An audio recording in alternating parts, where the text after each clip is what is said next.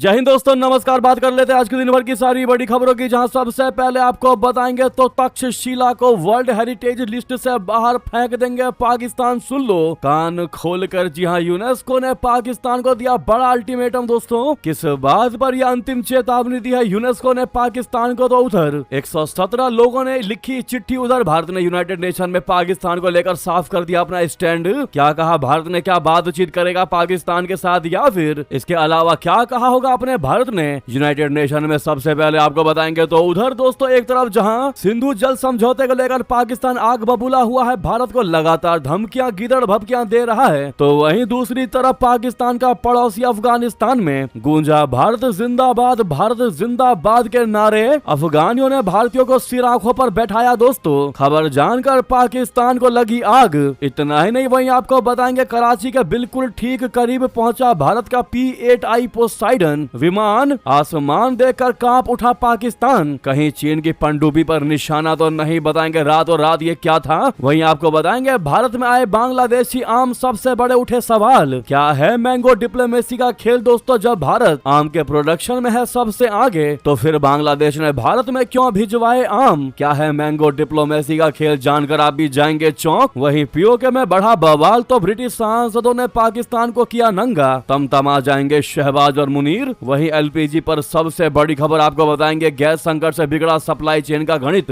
आखिर क्यों कम हो रही सिलेंडरों की मांग? क्या है वजह? एक से एक बेहतरीन से बेहतरीन जानकारी अपडेट आपको बताने वाले हैं। बस आप वीडियो के अंत तक बने रहिएगा। और खबरों में आगे बढ़ने से पहले मानते हैं कि भारत पीओके को वापस लेकर ही रहेगा। ये क्षेत्र भारत का था, है और रहेगा। तो वीडियो को लाइक करके, चैनल को सब्सक्राइब करके, बेल आइकन दबा के कमेंट में जय हिंद कह दीजिएगा। बात करते हैं पहली और सबसे बड़ी खबर की, जहां संयुक्त राष्ट्र ने पाकिस्तान से कहा है कि वो यूनेस्को विश्व धरोहर स्थल तक्षशिला में मौजूद 2 ऐतिहासिक स्थलों पर उन पुनर्निर्माण कार्यों को बंद करे एवं उसको हटाए जिनसे इन स्थलों की अखंडता को नुकसान पहुंचा है, वरना इन स्थलों को एजेंसी की खतरे वाली सूची में डाल दिया जाएगा। बृहस्पतिवार को स्थानीय मीडिया ने यह खबर दी है, जिसके बाद पाकिस्तान में तहलका मच गया। दोस्तों, डॉन अखबार ने सूत्रों के हवाले से जानकारी दी, बताया कि संयुक्त राष्ट्र की सांस्कृतिक शाखा यूनेस्को ने हाल में सरकारी अधिकारियों से कहा है कि वो मोहरा, मोराडू और सिरकाब की ऐतिहासिक जगहों को सूची से बाहर करने में नहीं हिचकिचाएगा। उसने कहा कि वो ठीक वैसे ही इन स्थलों को धरोहर सूची से बाहर कर देगा, जैसे उसने जर्मनी में एक विश्व धरोहर स्थल को सूची से बाहर कर दिया था, क्योंकि हाल में वहां गैर जरूरी दखल हुए हैं। संयुक्त राष्ट्र की एजेंसी ने चेतावनी दी कि अगर उठाए गए कदमों को वापस नहीं लिया गया तो वो तक्षशिला को अपनी विश्व धरोहर सूची से हटा देगी। पाकिस्तान के पंजाब प्रांत के रावलपिंडी जिले में स्थित तक्षशिला एक विशाल जगह है, जिसमें मध्य पाषाण युग, बोले तो मेसोथिलिक की एक गुफा और 4 शुरुआती बस्तियों, बौद्ध मठों, एक मस्जिद और एक मदरसे के पुरातात्विक अवशेष शामिल हैं। यूनेस्को की वेबसाइट के मुताबिक तक्षशिला में बसी 4 जगहों के खंडहर 5 से ज्यादा सदियों के दौरान भारतीय उपमहाद्वीप में शहरी विकास के पैटर्न को दिखाते हैं। मार्च में एक आगंतुक ने पेरिस में यूनेस्को में पाकिस्तान के स्थायी प्रतिनिधि के साथ जानकारी और तस्वीरें साझा की, जिनमें पंजाब पुरातत्व विभाग द्वारा किए जा रहे पुनर्निर्माण कार्यों को दिखाया गया था। रिपोर्ट में कहा गया है कि आगंतुक ने ऐसे बदलाव देखे जिनसे संपदा की असलियत और अखंडता पर असर पड़ सकता है, खासकर पुरानी दीवारों की जगह नई दीवारें बनाना या उनकी ऊंचाई बढ़ाना। यूनेस्को ने चेतावनी दी कि गैर जरूरी बदलावों से इन जगहों की असलियत और अखंडता को नुकसान पहुंचता है तथा इनके खतरे वाली सूची में शामिल होने का जोखिम पैदा हो सकता है। अगर अपनी हरकतों से बाज नहीं आया पाकिस्तान, तो तक्षशिला को वर्ल्ड हेरिटेज लिस्ट से बाहर उखाड़ कर फेंक देंगे, जिसने पाकिस्तान को सोचने पर मजबूर कर दिया। दोस्तों, लेकिन वही आपको बता दें,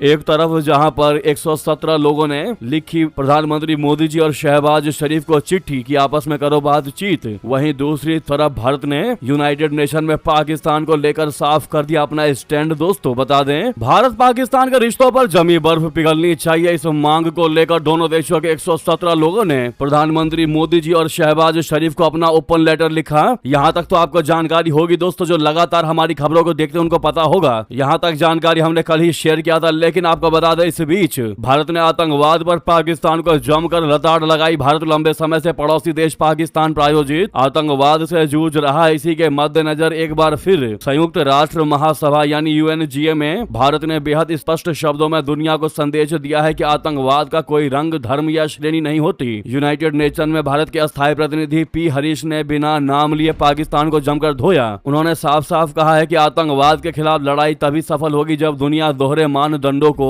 छोड़कर आतंकवादियों और उसके मददगारों के खिलाफ समान रूप से कार्रवाई करेगी। भारत ने स्पष्ट कर दिया है कि केवल बयानबाजी से नहीं बल्कि आतंकवाद के योजनाकारों, फंड करने वालों और प्रायोजकों को कटघरे तक पहुंचाना ही असली मकसद होना चाहिए। भारत का ये बयान ऐसे समय में आया है जब वैश्विक स्तर पर आतंकवाद फैलाने के लिए एडवांस्ड तकनीकों का इस्तेमाल और सीमा पार आतंकी नेटवर्क को लेकर चिंता बढ़ रही है। यूनाइटेड नेशन में भारत ने साफ कर दिया है कि अगर अंतर्राष्ट्रीय समुदाय अच्छे और बुरे आतंकवाद की सोच से बाहर नहीं निकला तो आतंकवाद के खिलाफ वैश्विक लड़ाई कमजोर होती चली जाएगी। इतना ही नहीं बल्कि भारत ने drone, artificial intelligence, dark web और सोशल मीडिया के जरिए फैल रहे आतंकवाद पर भी दुनिया को चेतावनी दी। यानी कि दोस्तों एक तरफ जहां पर 117 राजनेताओं ने, जिनमें कि भारतीय नेता भी और पाकिस्तानी नेता भी, इन सब ने मिलकर टोटल 117 लोगों ने चिट्ठी लिखी कि भारत और पाकिस्तान को आपस में अब बातचीत बैठाना चाहिए, आपस में रिश्तों का हाथ फिर से बढ़ाना चाहिए। लेकिन वही भारत की केंद्र सरकार ने यूनाइटेड नेशन में पाकिस्तान को इस मुद्दे पर साफ साफ जवाब देकर क्लियरली बता दिया कि उस 117 लोगों द्वारा लिखे गए लेटर का क्या जवाब होना चाहिए। यानी इनडायरेक्टली भारत ने उन सभी लोगों को तगड़ा जवाब दे दिया जो कह रहे थे कि पाकिस्तान के साथ रिश्ते बढ़ाओ, पाकिस्तान के साथ बातचीत बढ़ाओ। अगर आप भी केंद्र सरकार के इस फैसले का समर्थन करते और मानते कि ऐसा ही होना चाहिए था, भारतीय जवानों के शहीद होने के शहादत का बदला,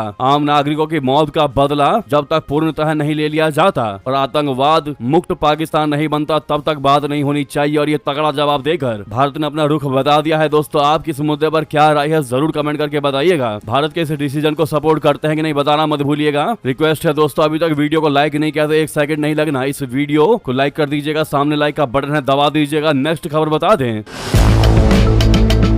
जहां एक तरफ पाकिस्तान लगातार सिंधु जल समझौते को लेकर भारत को गिदड़ भभकियां दे रहा है, परमाणु बम तक से उड़ा देने की चेतावनियां दे रहा है। इस बीच वहीं दूसरी तरफ पाकिस्तान का पड़ोसी अफगानिस्तान में गूंजा भारत जिंदाबाद, इंडिया जिंदाबाद के नारे। दोस्तों बता दें, मासूम बच्चों की जान लेने वाले पाकिस्तान के लिए अफगानियों के दिल में जितनी नफरत है उतना ही भारत के लिए मोहब्बत और अपनापन सा है। अब आप कहेंगे हम ऐसा क्यों कह रहे, तो आपको बता दें, इसकी झलक हाल ही में सोशल मीडिया पर वायरल हुए एक वीडियो में दिखाई दिया जब एक भारतीय ट्रैवल इन्फ्लुएंसर अफगानिस्तान की सड़कों पर ब्लॉगिंग करने निकला तो वहां के आम लोगों ने उसे सिराखों पर बैठा लिया। भारतीय शख्स को देखते ही अफगानिस्तान की गलियां इंडिया जिंदाबाद, भारत जिंदाबाद के नारों से गूंज उठी। वहां के दुकानदारों और होटल मालिकों ने उससे खाने पीने और सामान के पैसे लेने तक से साफ इनकार कर दिया। बियॉन्ड ग्लोब नाम के एक इंस्टाग्राम अकाउंट से वीडियो शेयर किया गया है जिसमें दिखाई दे रहा है साफ साफ कि एक भारतीय ट्रैवल ब्लॉगर अफगानिस्तान के मार्केट में घूमने निकला और वहां के लोकल लोगों को पता चलता है कि सामने खड़ा व्यक्ति लड़का हिंदुस्तान से आया है तो वो उसे भाई भाई कहकर बुलाने लगते हैं। एक शख्स कैमरे के सामने कहता है, अगर तुम पाकिस्तानी होते तो तुम्हें एक मारता, लेकिन तुम इंडिया से हो, इंडिया और अफगानिस्तान भाई भाई हैं। इसके बाद वो मुस्कुराते हुए गर्व से कहता है, हमारा पुराना रिश्ता है और ये रिश्ता कायम रहेगा। जिंदाबाद अफगानिस्तान, जिंदाबाद इंडिया, भारत जिंदाबाद के नारे लगाने लगते हैं अफगानी। दोस्तों जैसे ही ये वीडियो अब पाकिस्तान में पहुंचेगी, आप यूं समझ लीजिए कि पाकिस्तान के हुक्मरानों में, पाकिस्तान के लोगों में आग सी लग जाएगी भारत को लेकर अफगानियों में प्यार देखकर। क्योंकि जहां एक तरफ आपस में जान के दुश्मन बने बैठे हैं ये दोनों देश, पाकिस्तान और अफगानिस्तान, जहां हाल ही में एक दूसरों पर भारी बमबारी हुई है, भारी गोलीबारी हुई है, वहीं दूसरी तरफ भारत पर प्यार लूटता देख पाकिस्तान के सीने पर सांप जरूर लौट जाएगा। दोस्तों आप लोग भारत और अफगानिस्तान के रिश्ते को लेकर क्या समझते हैं, क्या है आपकी राय, जरूर कमेंट करके बताइएगा। अगली खबर की बात करते हैं, जहां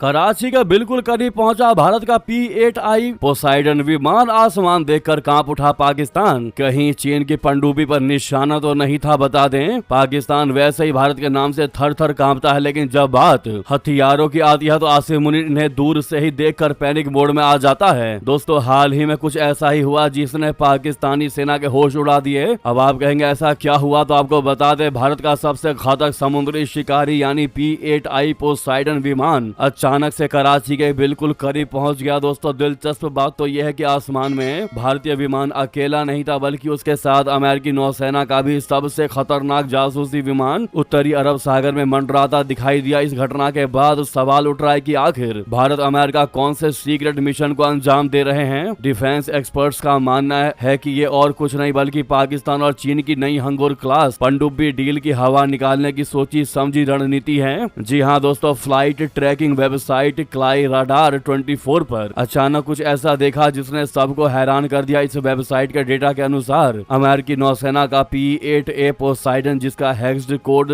AE-67A3 है, और भारतीय नौसेना का P-8I पोसाइडन, जिसका हेक्स कोड 800E-8B है, कराची फ्लाइट इंफॉर्मेशन रीजन के बिल्कुल बाहरी इलाके में अंतर्राष्ट्रीय समुद्री सीमा के ऊपर उड़ान भर रहे थे। जैसे ही भारत का P-8I पोसाइडन कराची के इतने करीब पहुंचा, पाकिस्तानी रडार्स पर खतरे की घंटियां बजने लगी। ये दोनों ही विमान अपने रूट पर अलग अलग चक्कर काट रहे थे। हालांकि इन दोनों खतरनाक और आधुनिक विमानों का एक ही समय पर इतने सेंसिटिव इलाके में मौजूद होना कई बड़े सवाल खड़े करता है। दोस्तों वैसे तो अभी तक ऐसा कोई सबूत नहीं मिला है कि जो ये साबित करे कि दोनों देशों की नौसेनाएं मिलकर किसी जॉइंट मिशन को अंजाम दे रही थी, लेकिन कराची के इतने पास भारत और अमेरिका के इन शिकारियों का दिखना ही पाकिस्तान को अंदर तक डराने के लिए काफी है।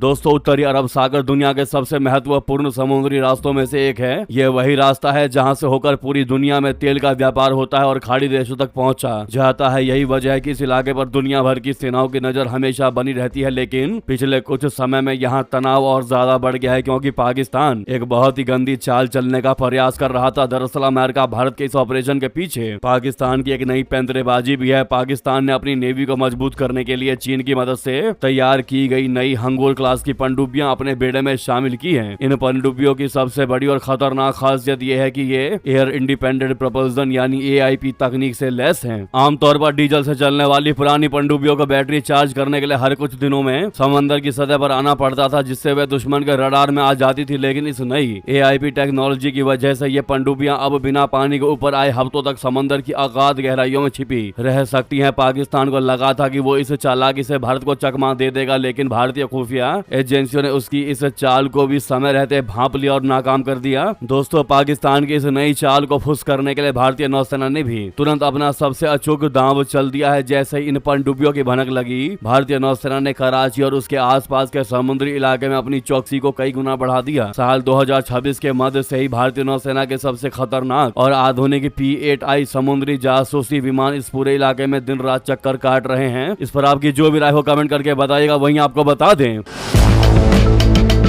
क्या है मैंगो डिप्लोमेसी का खेल। आखिर भारत प्रोडक्शन में सबसे आगे फिर क्यों? भारत में आए बांग्लादेशी आम बता दें। दोस्तों भारत दुनिया का सबसे बड़ा आम उत्पादक देश है। सबसे ज्यादा आम किसी देश में अगर प्रोड्यूस होता है तो वो है भारत। हर साल यहाँ 2 करोड़ टन से भी ज्यादा आम पैदा होते हैं और देश के अलग अलग हिस्सों में सैकड़ों किस्मों के आम मिलते हैं। ऐसे में अगर पड़ोसी देश बांग्लादेश भारत को आम भेजे तो ये सवाल उठना स्वाभाविक है, लाजमी है कि आखिर इसकी आवश्यकता क्या है। भारत खुद सबसे बड़ा आम उत्पादक देश है, तो फिर भारत में आम क्यों भेजे जा रहे हैं? क्या ये सिर्फ एक उपहार है या इसके पीछे कोई बहुत बड़ी रणनीति भी छिपी हुई है? दोस्तों अंतर्राष्ट्रीय संबंधों में कई बार देशों के बीच दोस्ती और भरोसा बढ़ाने के लिए हथियारों, समझौतों और व्यापार से अलग अलग सांस्कृतिक और भावनात्मक प्रतीकों का इस्तेमाल किया जाता है। आम भी ऐसा ही एक प्रतीक बन चुका है। इसे मैंगो डिप्लोमेसी कहा जाता है। असल में बांग्लादेश ने पश्चिम बंगाल के मुख्यमंत्री और त्रिपुरा के मुख्यमंत्री को अभी हाल ही में बांग्लादेशी आम भिजवाए, जिसके बाद से ही इस पर चर्चा होने लगी। इसी डिप्लोमेसी भाषा में सॉफ्ट पावर का भी एक तरीका माना जाता है। मैंगो डिप्लोमेसी आखिर क्या है? बांग्लादेश ने पहले कब कब इसका इस्तेमाल किया है और बाकी दुनिया के देश भी सॉफ्ट पावर के लिए क्या जुगत लगाते हैं, आपको बता दें। मैंगो डिप्लोमेसी का मतलब है कि कोई देश अपने खास और लोकप्रिय आमों को दूसरे देशों के नेताओं, राजनयिकों या नागरिकों को उपहार के तौर पर भेजकर रिश्तों को मजबूत करने की कोशिश करते हैं। ये सॉफ्ट पावर का एक बेहतरीन तरीका है, जिसमें सैन्य ताकत या आर्थिक दबाव के बजाय सांस्कृतिक, खान पान और परंपराओं के जरिए प्रभाव बढ़ाया जाता है। दक्षिण एशिया में आम सिर्फ एक फल नहीं है, बल्कि संस्कृति और भावनाओं से जुड़ा प्रतीक भी है। ऐसे में आम का उपहार कई बार राजनीतिक संदेश से ज्यादा दोस्ती और सद्भावना का संकेत माना जाता है। यही वजह है कि भारत, पाकिस्तान और बांग्लादेश जैसे देशों में आम कूटनीतिक का हिस्सा बन चुका है। हाल ही में बांग्लादेश ने भारत के पश्चिम बंगाल और त्रिपुरा के हाड़ी भांगा किस्म के आम भेजे हैं। ये कदम सिर्फ फल भेजने का भर का मामला नहीं है, बल्कि इसका मकसद सीमा पार दोस्ती और भरोसे को मजबूत करना भी है। भारत और पड़ोसी देश के बीच व्यापार, सुरक्षा और कनेक्टिविटी के क्षेत्र में लगातार सहयोग बढ़ा रहा है। ऐसे समय में सांस्कृतिक प्रतीकों के जरिए रिश्तों को और मजबूत करने की कोशिश दोनों देशों के लिए फायदेमंद मानी जाती है। आम जैसी चीजें लोगों के बीच सकारात्मक भावनाएं पैदा करती है और इससे राजनीतिक रिश्तों को भी मजबूती मिलती है। दोस्तों, बांग्लादेश ने ये पहली बार ऐसा नहीं किया, इससे पहले भी कई बार मैंगो डिप्लोमेसी का इस्तेमाल कर चुका है बांग्लादेश। वहीं आपको बता दें, इतना ही नहीं, वहीं भारत को लेकर बांग्लादेश से आया बड़ा बयान। तीस्ता प्रोजेक्ट पर कहा, कोई नाराज हुआ तो हम उसे राजशाही आम भेजकर खुश करने की कोशिश कर देंगे। यानी यहाँ पर भी आम का नाम ले लिया बांग्लादेश में। जमाते के नेता ने दोस्तों भारत बांग्लादेश के रिश्ते शेख हसीना के कार्यकाल के बाद जो बिगड़े हैं वो पटरी पर आते नहीं दिखाई दे रहे। पहले तारिक रहमान के पीएम बनने के बाद लग रहा था कि दोनों देशों के संबंधों में सुधार होगा, लेकिन ऐसा हुआ नहीं। बांग्लादेशी पीएम की पहली चीन यात्रा में उसने वो चीज ड्रैगन को सौंप दी जिसकी तैयारी भारत काफी पहले से कर रहा था। इतना कम था कि अब यहाँ विपक्ष के नेता और जमात इस्लामी के प्रमुख शफीकुर रहमान ने भी खुलकर तीस्ता प्रोजेक्ट पर बयानबाजी की है। शफीकुर रहमान ने संसद में कहा कि बांग्लादेश इस प्रोजेक्ट को लागू करना चाहता है और जो भी दुखी होगा उसे हम आम भेजकर खुश करने का प्रयास करेंगे। यहाँ उनका इशारा भारत की ओर था और वे दोनों देशों के बीच शेख हसीना के काल में चली आ रही मैंगो डिप्लोमेसी को टारगेट कर रहे थे। इतना ही नहीं, समाचार एजेंसी ANI से बातचीत में उन्होंने कहा कि तीस्ता मास्टर प्लान समेत ढाका के सभी डोमेस्टिक प्रोजेक्ट बांग्लादेश के अधिकार क्षेत्र में ही होने चाहिए। भारत को एक तरफ तो उन्होंने करीबी पड़ोसी कहा, लेकिन जानबूझकर तीस्ता वाटर प्रोजेक्ट के बहाने उस पर निशाना भी साधते रहे। यानी आप कह सकते हैं कि इस बयान को जारी करके वो सीधा सीधा भारत को टारगेट कर रहा था बांग्लादेश। क्या जवाब देना चाहेंगे दोस्तों इस बयान पर, वहीं आपको बता दें। रियासत खाली करो, पीओके ने कर दिया कुर्सी तोड़ ऐलान। शहबाज मुनीर हुकूमत की उल्टी गिनती शुरू। दोस्तों, पाकिस्तान के नाजायज कब्जे वाले पीओके में अब चारों तरफ आजादी आजादी की गूंज है। जिस इलाके का पाकिस्तानी हुक्मरानों ने दशकों तक जमकर खून चूसा, आज उसी अवाम ने इस्लामाबाद से लेकर रावलपिंडी तक के आकाओं की नींदें उड़ा दी हैं। हाल ही में रावलाकोट के ईदगाह मैदान में कुछ ऐसा ऐलान हुआ जिसने सीधे प्रधानमंत्री शहबाज शरीफ और आर्मी चीफ मुनीर के तख्तो ताज को हिलाकर रख दिया। जम्मू कश्मीर जॉइंट अवामी एक्शन कमेटी के फायर ब्रांड नेता सरदार अमन खान ने भरे मंच से पाकिस्तानी हुकूमत और उसकी फौज की धज्जियां उड़ा दी। उन्होंने दो टूक शब्दों में उसे सीधे रियायत खाली करो की मांग उठाकर आर पार का बिगुल फूंक दिया। सरदार अमन खान ने गुस्से से लबरेज जनसभा को संबोधित करते हुए सीधे पाकिस्तानी फौज और ISI पर तीखा हमला बोला। उन्होंने गरजते हुए कहा कि आज ये लोग दुनिया के सामने हमें दहशतगर्द कहते हैं, लेकिन मैं आज पूरी दुनिया को मानवाधिकारों संगठनों के सामने ये सच डंके की चोट पर कहना चाहता हूं कि कश्मीरियों के हाथों में सबसे पहले बंदूक देने वाली खुद पाकिस्तान की फौज थी। अमन खान के इस खुलासे ने पाकिस्तान को उस पुराने नैरेटिव को पूरी तरीके से तबाह कर दिया है जिसमें वो खुद को दूध का धुला बताता रहा है। उन्होंने साफ कह दिया कि जिन लोगों को फौज ने खुद पाला पोसा और हथियार थमाए, आज जब वो अपने हक की रोटी मांग रहे हैं तो उन्हें आतंकवादी करार दिया जा रहा है। वहीं पाकिस्तान के इस कब्जे वाले कश्मीर पीओके में पिछले 1 महीने से लगातार जारी सरकार विरोधी प्रदर्शनों और सख्त लॉकडाउन के कारण स्थिति बेहद गंभीर हो चुकी है। अब इसको लेकर अंतर्राष्ट्रीय स्तर पर आवाज उठने लगी है। दोस्तों, ब्रिटेन के सर्वदलीय संसदीय समूह APPG कश्मीर ने एमनेस्टी इंटरनेशनल के साथ आपातकालीन बैठक आयोजित कर पीओके की बिगड़ती जमीनी स्थिति पर गहरी चिंता व्यक्त किया। एक तरह से कहा जाए तो ब्रिटिश सांसदों ने पाकिस्तान को नंगा कर दिया और बता दिया है कि पीओके में अभी क्या हालात हैं। सांसदों ने पाकिस्तान सरकार पर तुरंत लॉकडाउन हटाने, संचार सेवाएं बहाल करने और मानवीय सहायता की बिना रोक टोक आपूर्ति सुनिश्चित करने का दबाव बनाने की मांग की है। बैठक के बाद जारी बयान में APPG के सदस्यों ने कहा है कि रावलाकोट, मीरपुर, मुजफ्फराबाद, कोटली और अन्य प्रमुख शहरों में विरोध प्रदर्शन अब 30वें दिन में प्रवेश कर चुके हैं। पूरे क्षेत्र में दुकानें, बाजार और परिवहन सेवाएं बंद है। स्थानीय लोगों को भोजन, दवाइयों, ईंधन और अन्य आवश्यक वस्तुओं की भारी कमी का सामना करना पड़ रहा है। कई इलाकों में बिजली और पानी की आपूर्ति भी प्रभावित होने लगी है। ब्रिटिश संसद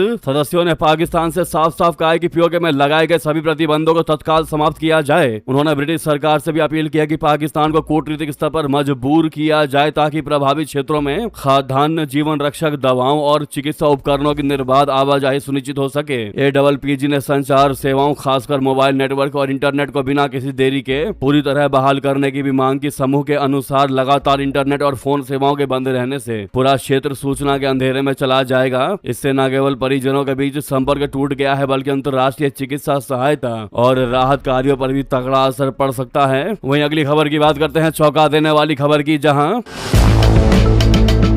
इंडोनेशिया में अमेरिकी पायलट को भून डाला, फिर नागरिक विमान को लगाई आग। पापुआ के बागियों ने यूएस को ललकारा खुलेआम। दोस्तों, पापुआ में अमेरिकी पायलट की गोली मारकर हत्या कर दी गई, विमान को भी फूंक डाला गया। बता दें, अमेरिका भी ईरान के मोर्चे पर मचे घमासान से पूरी तरीके से संभल भी नहीं पाया था कि अब इंडोनेशिया से ट्रंप सरकार को सीधी चुनौती मिल गई है। यहाँ के बवाल वाले पापुआ इलाके में अलगाववादी बागियों ने एक अमेरिकी पायलट को अंधाधुंध गोलियों से भूनकर मौत के घाट उतार दिया। इतने से भी मन नहीं भरा तो उन्होंने पूरे पैसेंजर विमान को आग लगाकर भट्टी की तरह फूंक डाला। इस खौफनाक वारदात को अंजाम देकर लड़ाकों ने अमेरिका और इंडोनेशिया को खुलेआम ललकारा है और इसे दोनों सरकारों के लिए एक चेतावनी भरा संदेश बताया है। इस कांड के बाद से अंतर्राष्ट्रीय स्तर पर तनाव बढ़ गया है। इंडोनेशिया सुरक्षा अधिकारियों ने इस बात की पुष्टि तो कर दी है कि उन्हें एक सुनसान रनवे पर पूरी तरीके से जला हुआ एक विमान मिला है। हालांकि वो पायलट की मौत और बागियों के दावों की जमीनी हकीकत का पता लगाने के लिए पूरी ताकत के साथ जांच में जुट चुकी है। ये पूरी वारदात पापुआ के पहाड़ी इलाके याहू कीमो में हुई है, जहां आपको याद होगा पिछले कई दशकों से इंडोनेशिया से अलग होकर एक नए देश की मांग को लेकर एक छोटा अलगाववादी आंदोलन चल रहा है। हाल के दिनों में इन बागियों के तेवर और इनके हमले पहले से कहीं ज्यादा घातक, हिंसक और हाईटेक हो चुके हैं, जिसने जकार्ता से लेकर वॉशिंगटन तक खलबली मचा दी है।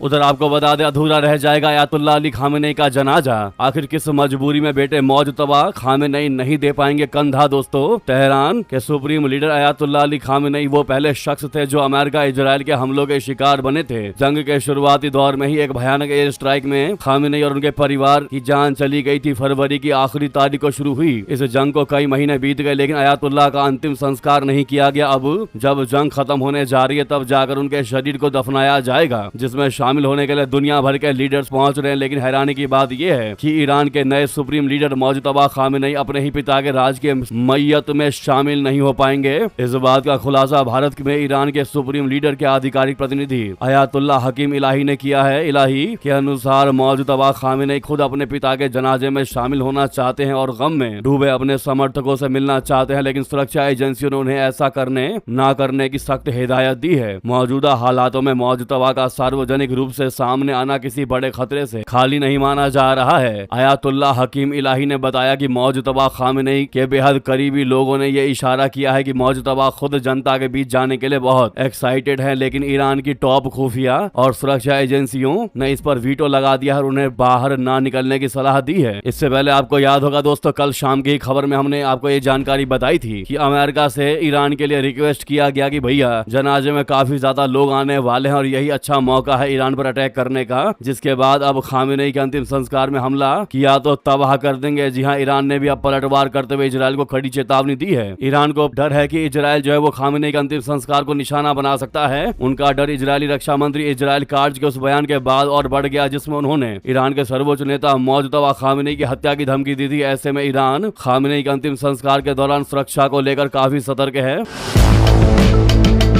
साथ ही साथ आपको बता दें, असली तृणमूल कांग्रेस कौन है। चुनाव आयोग ने ममता बनर्जी और रित ब्रता गुट को भेजा नोटिस। दोस्तों, चुनाव आयोग ने गुरुवार को ममता बनर्जी और रित ब्रता बनर्जी के नेतृत्व वाले तृणमूल कांग्रेस गुटों को नोटिस जारी किया है। ये notice all India Trinamool Congress AITC के संगठनात्मक चुनावों और अधिकृत हस्ताक्षरकर्ताओं को लेकर उनके संबंधित गुटों के परस्पर विरोधी दावों के संबंध में है। आयोग के पत्र के मुताबिक दोनों गुटों के नेताओं को नोटिस भेजा गया है क्योंकि उनके संबंधित गुट इस बात पर प्रतिस्पर्धा दावे कर रहे हैं कि दोनों गुटों में से कौन सा गुट असली तृणमूल कांग्रेस का है और पार्टी के चिन्ह, बैंक खातों, अधिकृत हस्ताक्षरकर्ताओं और अन्य संगठनात्मक मामलों को नियंत्रित करने का हकदार है। आपके हिसाब से कौन है असली तृणमूल कांग्रेस पार्टी? दोस्तों, वहीं आपको बता दें, ईरान और यूएस के बीच हुए युद्ध का असर दुनिया भर में देखने को मिला था, जिसके बाद कच्चे तेल की कीमतों में इजाफा हुआ था। तो वहीं गैस की सप्लाई भी बहुत हद तक प्रभावित हुई थी। गैस के दाम भी बढ़ गए थे और लोगों को इसकी किल्लत भी हो रही थी, जिसके चलते लोगों ने इस साल के पहले हाफ में यानी जनवरी 2026 से जून 2026 तक LPG की खपत कम कर दी। दरअसल हाल ही में petroleum planning and analysis cell PPAC की एक रिपोर्ट सामने आई है, जिसमें बताया गया है कि साल 2026 के शुरुआती 6 महीनों में LPG की कितनी खपत हुई है। इस रिपोर्ट के मुताबिक भारत में LPG की खपत युद्ध के दौरान 8% तक घट गई है। रिपोर्ट में बताए गए आंकड़ों के मुताबिक जनवरी-जून 2026 के दौरान भारत में करीब 1.47 करोड़ टन LPG की खपत हुई है, जबकि पिछले साल इसी अवधि में ये 1.59 करोड़ टन थी। जी हाँ दोस्तों, यानी कि दाम बढ़ने के बाद लोगों ने अपने खपत को भी कम कर दिया और अब तरीके से सिलेंडर का इस्तेमाल करते दिखाई दे रहे हैं। हालांकि आने वाले समय में लगता है कि अब सिलेंडरों के दाम घटेंगे और साथ में इनकी डिमांड भी बढ़ेगी। आपकी क्या इस मुद्दे पर आए दोस्तों? रिक्वेस्ट है जहां पर भी आपका ग्रुप हो व्हाट्सएप, फेसबुक, एक्स पर, वीडियो को शेयर करना मत भूलिएगा। लगे हाथ तो वीडियो को लाइक करके, चैनल को सब्सक्राइब करके, बेल आइकन दबा के कमेंट में जय हिंद कह दीजिएगा। मिलते हैं आपसे अगली बड़ी खबर में। यहाँ तक बने रहने के लिए आप सभी का बहुत बहुत धन्यवाद, बहुत बहुत आभार। जय हिंद, जय भारत।